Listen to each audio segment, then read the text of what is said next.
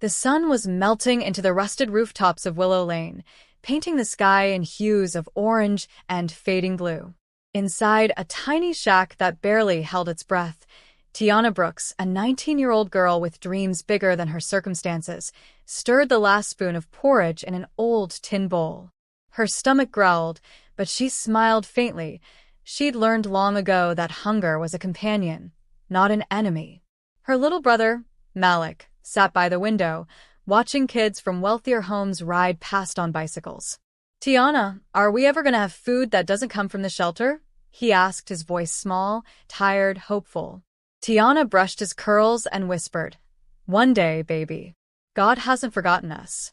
When Malik fell asleep, she wrapped his thin frame in a patched blanket and took her bowl outside.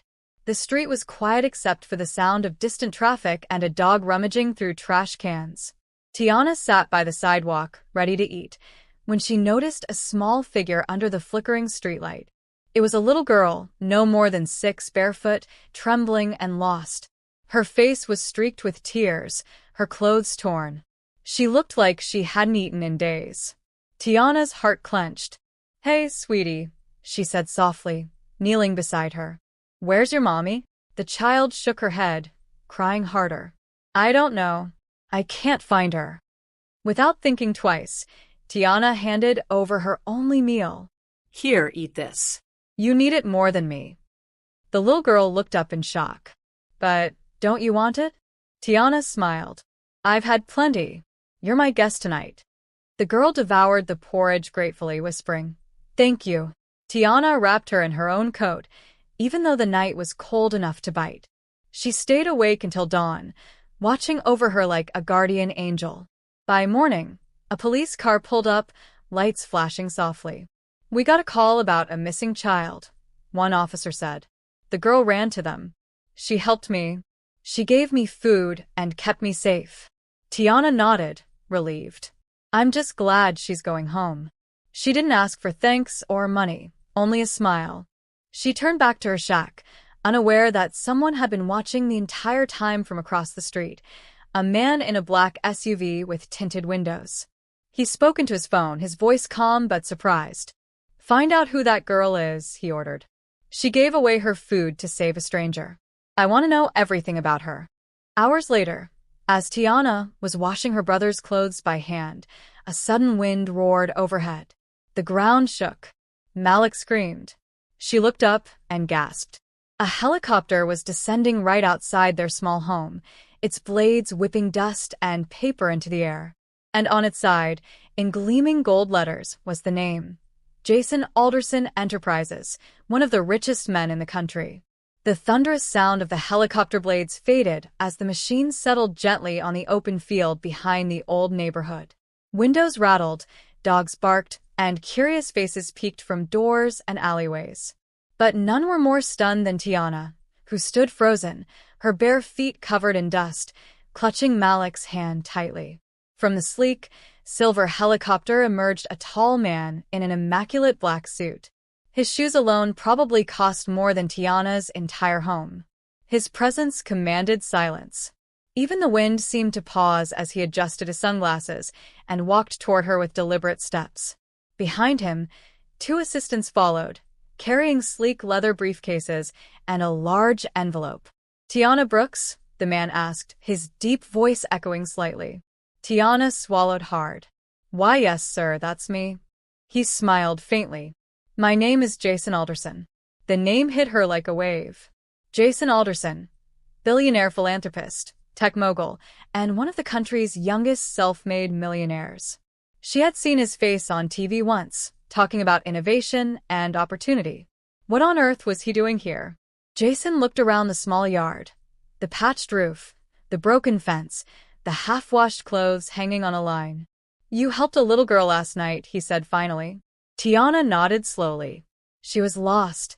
I couldn't just leave her." Jason studied her face. "Do you realize who she was?" Tiana frowned. "No, sir." "Just a scared child." He took off his sunglasses, revealing sharp blue eyes softened by awe. "That was my niece, Emily Alderson. She wandered off during a charity event. We searched the entire city for her. You're the reason she's alive and safe. Tiana's mouth fell open. Your niece? Jason nodded. Emily told us about you. How you gave her your only food and stayed up all night to protect her. I had to come myself to thank you. Malik tugged at Tiana's hand, whispering, T, is he for real? She hushed him gently, still unsure if she was dreaming. Jason's assistant stepped forward, handing her the envelope. This is a token of appreciation from Mr. Alderson. Tiana shook her head immediately. No, please. I didn't do it for money. Jason smiled, a glint of admiration in his gaze. That's what makes you remarkable. But this isn't charity, it's recognition. He opened the envelope and revealed a check. Tiana gasped when she saw the number. $50,000. Her knees almost gave way. I can't accept this, she stammered. There are families worse off than mine. Jason raised a hand. Then help them too. I trust you'll know what to do with it. Tiana blinked back tears. I don't know what to say. Just say you'll keep believing in kindness, he replied softly. As Jason turned to leave, he paused and looked back. Oh, and Miss Brooks? Yes, sir? He smiled. This isn't the last time you'll be seeing me. Before she could reply, the helicopter's blades roared back to life, lifting into the crimson sunset, leaving behind a stunned girl holding a check that could change everything. But deep in her heart, she knew this was only the beginning. For days after the helicopter visit, the whole neighborhood buzzed with gossip. People whispered, pointed, and smiled when Tiana walked by. Some congratulated her. Others doubted the story entirely. After all, how could a poor girl from the slums have any connection to a millionaire? But Tiana wasn't thinking about fame or rumors. She was thinking about purpose. The check Jason Alderson left her still sat untouched in a biscuit tin under her pillow. Every night she would take it out, trace the embossed letters of his signature, and wonder if it was real. She wanted to use the money wisely, fix her leaking roof, send Malik to a better school, maybe even start a small food business so no child in Willow Lane would go hungry again. But fear held her back. What if it was all a mistake? What if they came to take it back? 3 mornings later, as she swept the small porch, a sleek black car rolled up. The tinted window slid down, revealing a familiar face. Jason Alderson. Her heart skipped. Mr. Alderson? He smiled. Good morning, Tiana. May I come in? She hesitated, embarrassed by her surroundings. It's not much, sir. He chuckled. I didn't come for luxury. I came for honesty, and you've got plenty of that. Inside, he ducked slightly to avoid the low ceiling, glancing at the peeling wallpaper and patched floor. I can see why Emily spoke so highly of you, he said softly. You care, even when you have little. Tiana set down 2 mugs of instant coffee, the best she could offer. Thank you, sir. But really, I just did what anyone should do. Jason studied her with curiosity. No, most people would have walked past. That's rare, Tiana. And that's exactly the kind of person I need. Need, she echoed, puzzled. He leaned forward. I run a program called Hearts for Hope, a foundation that helps underprivileged families across the state. I'm expanding it into new communities, but I need someone who understands real struggle, someone the people trust. I want you to join my foundation. Tiana blinked, unsure if she heard correctly. Me? But I'm not educated like your staff. I've never worked in an office, and I barely finished high school. Jason smiled warmly. Compassion can't be taught in school. You've already proven what kind of leader you are. She stared at him, overwhelmed. Malik peeked from behind the curtain, eyes wide with excitement. T, are we going to be rich now? He whispered. Jason laughed softly. Not rich, Malik, important. Tiana's throat tightened. She couldn't stop the tears that welled up. Mr. Alderson, I don't know what to say. He stood and offered his hand. Say yes. After a long moment, she nodded. Then yes. Jason grinned. Good. My driver will pick you up tomorrow morning. A new chapter of your life starts at 9 sharp. As the car drove away, Tiana clutched her brother's hand, her heart racing. She looked up at the sky where the helicopter once hovered and whispered, Mama, I think things are finally changing. The next morning, Tiana stood in front of her cracked mirror, trying to smooth out the wrinkles in her only decent dress. It was faded but clean, a soft blue one she'd saved for special occasions, though she'd never had many. Malik sat nearby, eyes shining with pride.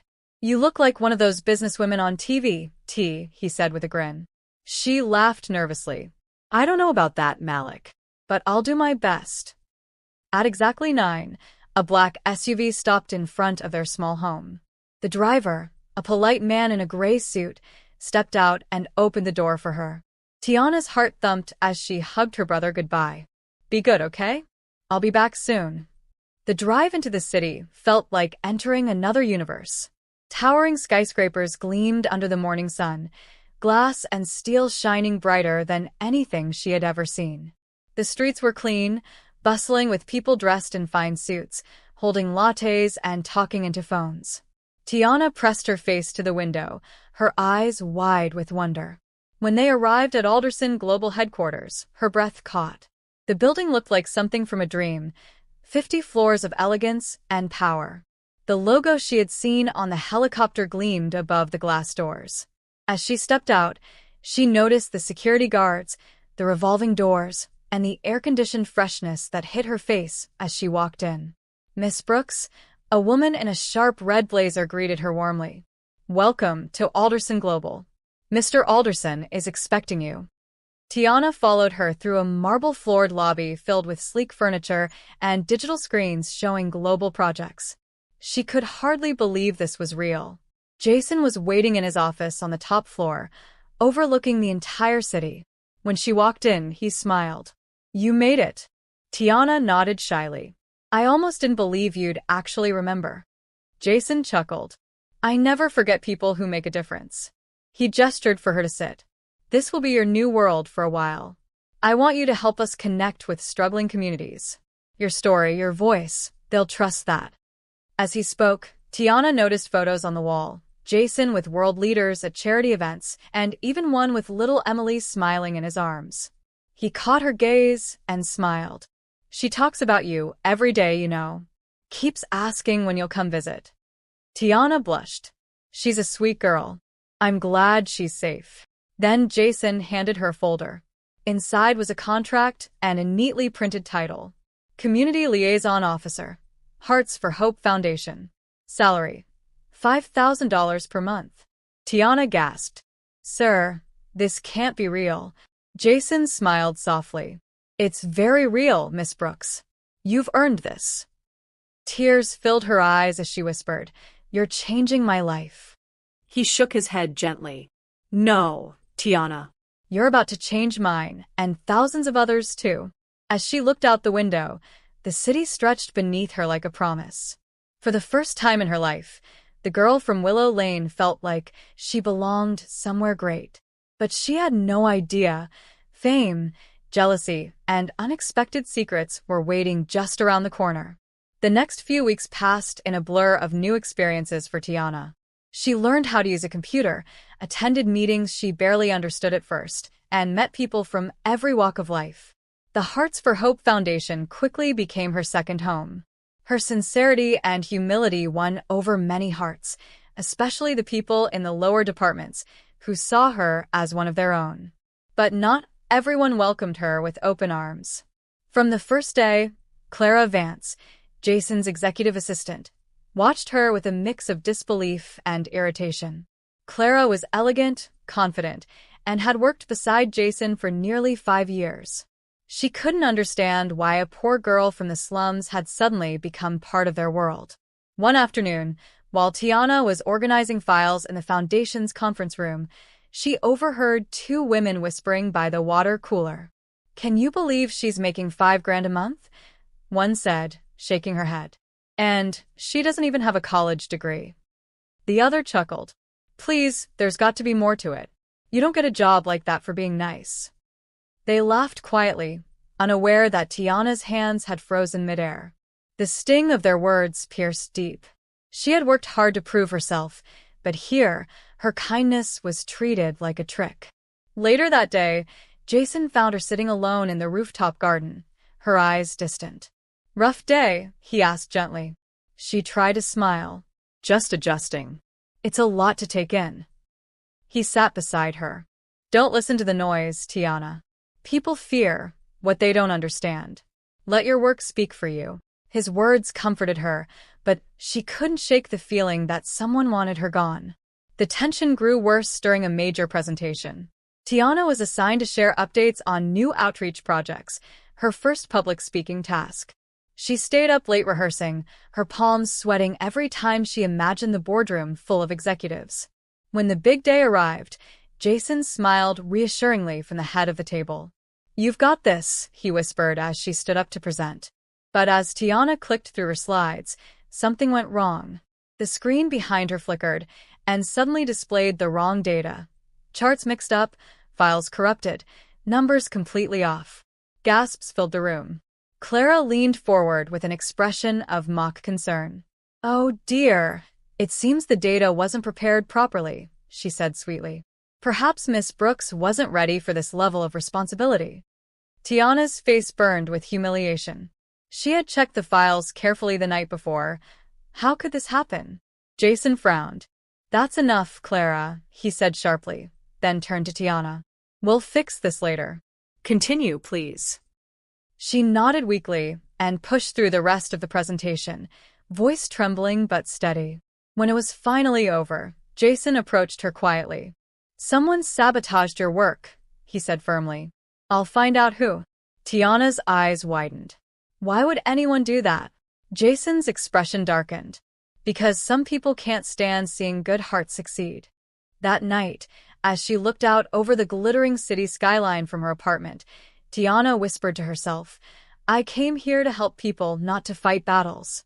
But deep down, she knew this was a battle she couldn't avoid. The morning after the disastrous presentation, Tiana walked into the office with a lump in her throat. Her confidence, which had been slowly building, now felt shattered. Whispers followed her down the hallway, voices she couldn't quite hear but could definitely feel. She caught fragments like, too good to be true, and Mr. Alderson's favorite. It made her stomach twist. Clara Vance, perfectly polished as always, passed by with a smirk. Don't take it too hard, dear, she said, her tone laced with mock sympathy. Some people just aren't cut out for corporate life. Tiana clenched her fists but stayed silent. She had promised herself she wouldn't give anyone the satisfaction of seeing her break. When Jason arrived that afternoon, the atmosphere shifted immediately. His presence commanded respect and fear. He walked straight to the boardroom, calling an emergency meeting. Everyone bring your laptops and reports, he ordered. We're going to find out what happened yesterday. Tiana sat quietly at the far end, her heart pounding. Jason projected the corrupted presentation onto the large screen. These slides were tampered with, he began firmly. The question is, by who? The IT technician, a shy young man named Leo, cleared his throat. Sir, we checked the log files. Someone accessed Miss Brooks' computer remotely the night before the meeting. They changed the data at 2:43 a.m. Gasps filled the room. Jason's sharp gaze swept across the table. And who has clearance for that? Leo hesitated. Only senior staff, including Miss Vance. All eyes turned to Clara. She scoffed. Are you accusing me of hacking? That's ridiculous. Jason crossed his arms. No one's accusing yet. But the evidence doesn't lie. I'll have our forensics team confirm. Clara's jaw tightened, but she forced a smile. Fine. Do what you must. Then she turned to Tiana, her voice dripping with venom. Enjoy your victory while it lasts, sweetheart. People like you always fall just as fast as they rise. Jason slammed his hand lightly on the table. Enough, Clara. You're dismissed for the day.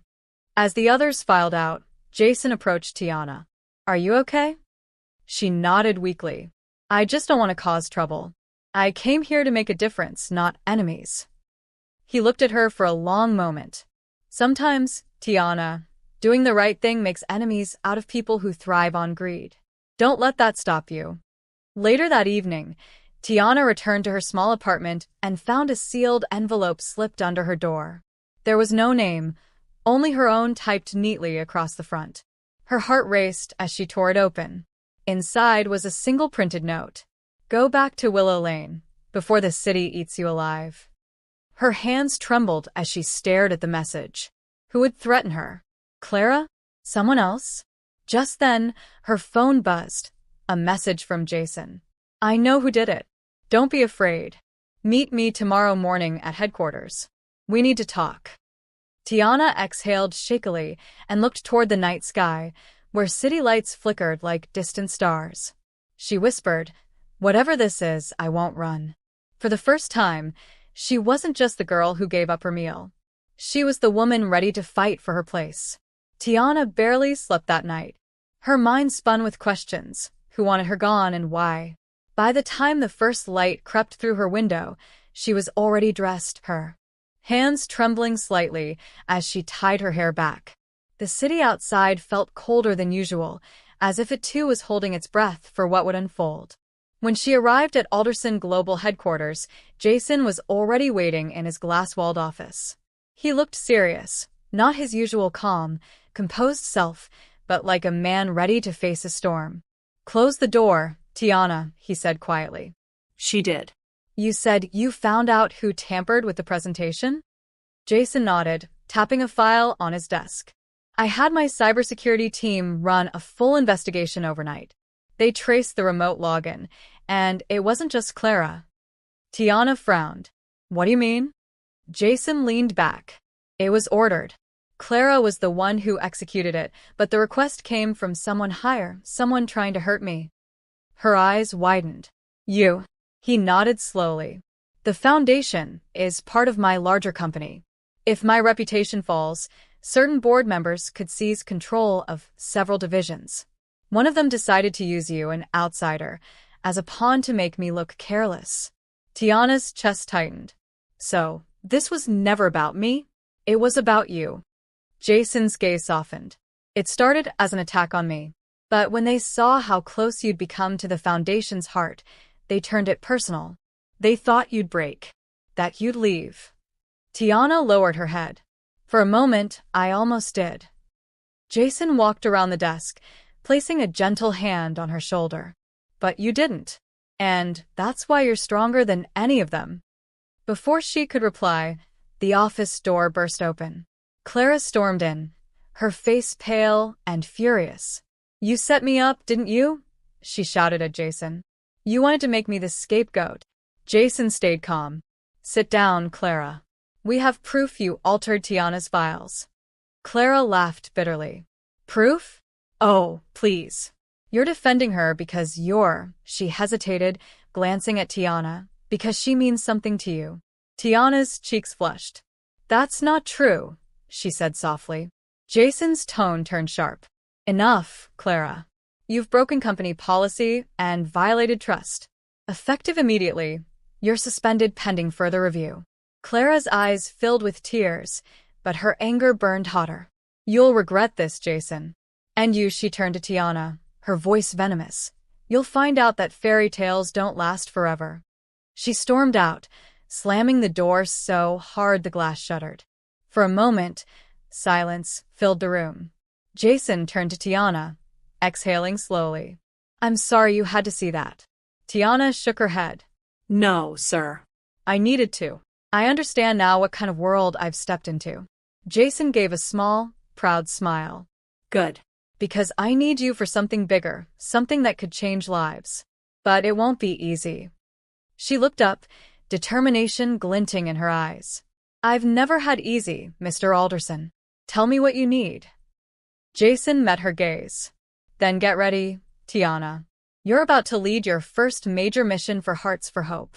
And as she looked out over the city skyline, her fear melted into resolve. Whatever came next, she was ready to face it. The next morning, Tiana stood in the Foundation's conference hall, surrounded by colorful maps, folders, and volunteers. Jason's words from the previous day still echoed in her mind. You're about to lead your first major mission. Now it was real. Jason entered with his usual composed stride, his presence commanding yet reassuring. Team, he began, This month's Hearts for Hope outreach will focus on rebuilding schools and shelters in Brookvale District, one of the poorest areas in the city.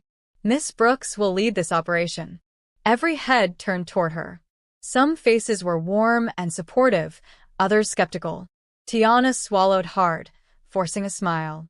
"Thank you, Mr. Alderson," she said softly. "I'll do my best."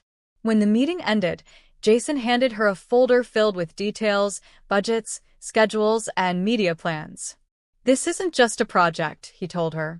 "It's a chance to prove that compassion can be as powerful as money." She nodded firmly. "Then let's make it count." 2 days later, Tiana found herself back where it all began, the streets of poverty she once called home. She stood on a dusty lot surrounded by broken walls and hungry children, holding a blueprint for a new shelter. The air smelled of hope and hardship. "Miss Tiana," shouted an older woman from the crowd. "You really came back?" Tiana smiled warmly. "Of course, Mama Rose. I promised I wouldn't forget where I came from." Malik, now wearing a volunteer vest, ran up to her, handing out food packs to children. "See, tea?" "They all remember you." Her heart swelled with pride. She gave instructions to the workers, helped unload boxes of supplies, and comforted crying mothers. The news cameras rolled quietly in the background, capturing the girl who once starved, now feeding hundreds. When Jason arrived later that afternoon, his helicopter landed nearby, drawing everyone's attention. He stepped out, removing his sunglasses with a small smile. "You've outdone yourself, Miss Brooks," he said, watching the crowd. Tiana laughed softly. "I'm just doing what you taught me, to lead with heart." A reporter approached, microphone in hand. "Mr. Alderson, can you tell us why you chose someone like Miss Brooks to head this operation?" Jason glanced at Tiana, then said proudly, "Because she understands struggle. Because she knows what it's like to choose kindness even when she has nothing.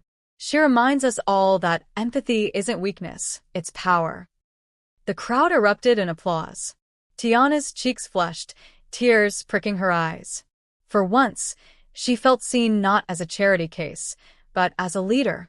As the day ended, she and Jason stood watching the sunset paint the rebuilt foundation in gold. "You did it," he said quietly. "This is just the beginning." She turned to him, her voice barely above a whisper. "I couldn't have done it without you."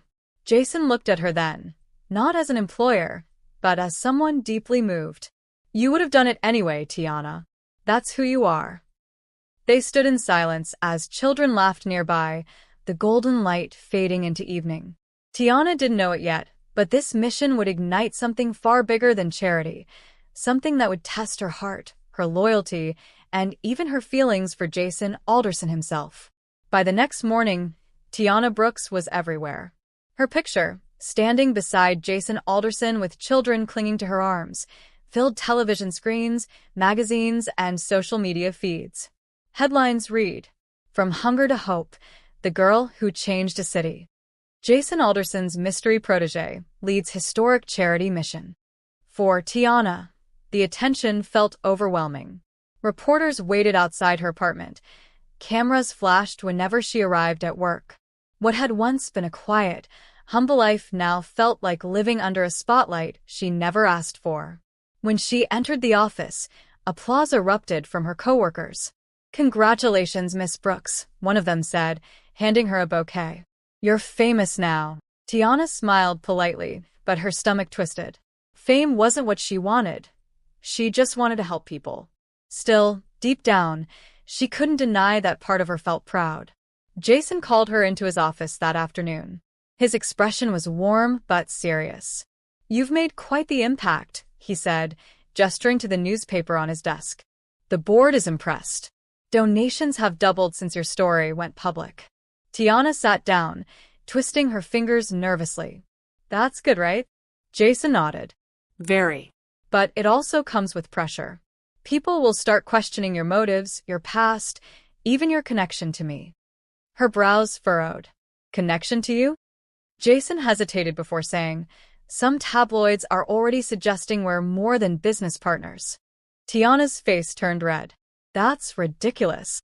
He chuckled softly. "I know. But the media loves a story that sells. We'll need to handle it carefully. Before she could respond, Clara, now reinstated on a probationary basis, entered the room, holding a tablet. "Sir, you should see this," she said icily. "A new article just dropped. It claims Miss Brooks faked her background to gain sympathy and influence." Jason's jaw tightened. What? Clara handed him the tablet. The article's headline glared in bold letters. "From slums to scandal. Did Tiana Brooks manipulate a millionaire?" Tiana felt her heart sink as she read. The article twisted her story, suggesting she'd planned everything, that her kindness to Jason's niece was a setup for fame and money. It even hinted that she had a criminal past, using photoshopped images of her old neighborhood as proof. "This is a lie," she whispered, trembling. "I would never." "I know," Jason said firmly, setting the tablet aside.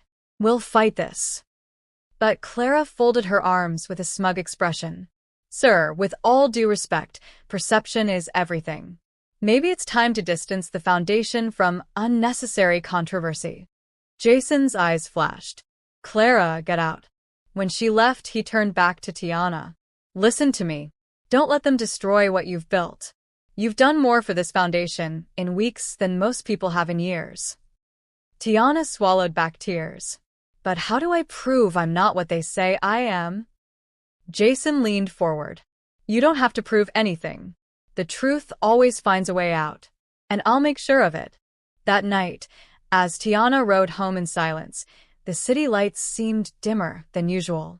She looked out the window, feeling both gratitude and fear. The world had lifted her up, but now it seemed ready to tear her down. She clutched her necklace, whispering, "God, please don't let kindness be punished." But in her heart, she knew the fight for her name, and for what she truly believed in, was only beginning. The following days were a blur of chaos. The once adoring public turned skeptical overnight. Reporters swarmed Tiana's apartment, neighbors whispered, and social media burned with cruel hashtags questioning her integrity. The Foundation's phone lines flooded with calls, some supportive, many accusing. Tiana stayed inside most of the time, her heart heavy. Malik sat beside her, holding her hand. "Don't cry, T," he said softly. "You told the truth. People will see it." She smiled faintly through her tears. "I hope so, baby. I really do." Then came a call from Jason. His voice was calm but urgent. "Tiana, come to headquarters. Now. I've found something." When she arrived, the guards ushered her straight to his office. On his desk were several printed documents, screenshots, and a voice recorder.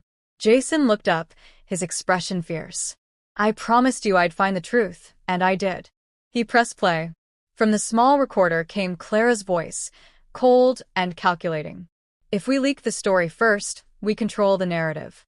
Once Tiana's name is dirt, Jason will have no choice but to remove her. Then we can push through the board's agenda." Tiana gasped. She did this?" Jason nodded grimly. "Clara and 2 board members. They fabricated the article and paid a journalist to spread it. They wanted to weaken my control of the Foundation and destroy your credibility in the process." Tiana's eyes filled with tears. "So, all this pain was just business to them?" Jason stepped closer, his tone gentle. "No, Tiana. It was jealousy." "You represented something pure in a world built on power. They couldn't stand it." That afternoon, Jason held a press conference. Cameras flashed as he stood beside Tiana, his hand steady on her shoulder. "Today," he began, "I'm here to set the record straight. Miss Tiana Brooks is not a fraud. She is a hero. Without her kindness, my niece would not be alive.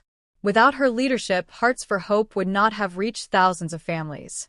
Those who tried to tarnish her name are being investigated and removed from this organization." The room buzzed with shock. Jason turned to her. "Tiana, would you like to say something?" Her heart pounded as she stepped up to the microphone. "I didn't grow up with money or power," she began softly. "All I ever had was love and the belief that kindness still matters. I don't want fame or fortune. I just want to remind people that compassion is stronger than greed. You don't need wealth to make a difference. You just need heart. Her voice cracked at the end, and the crowd fell silent. Then, one by one, people began to clap, slowly at first, then thunderously. Jason smiled proudly. "That's the real Tiana Brooks," he whispered. In the weeks that followed, the truth spread. Clara and her accomplices were dismissed, and public support for Tiana returned stronger than ever.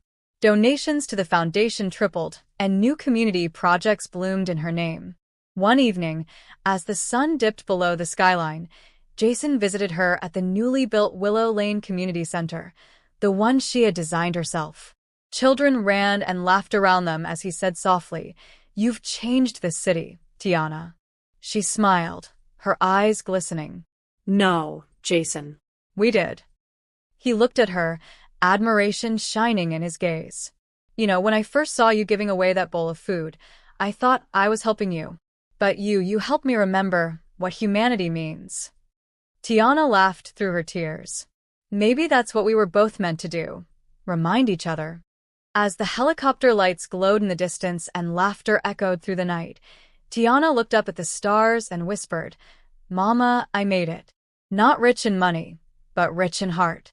And for the first time in her life, the girl who once had nothing finally had everything that mattered.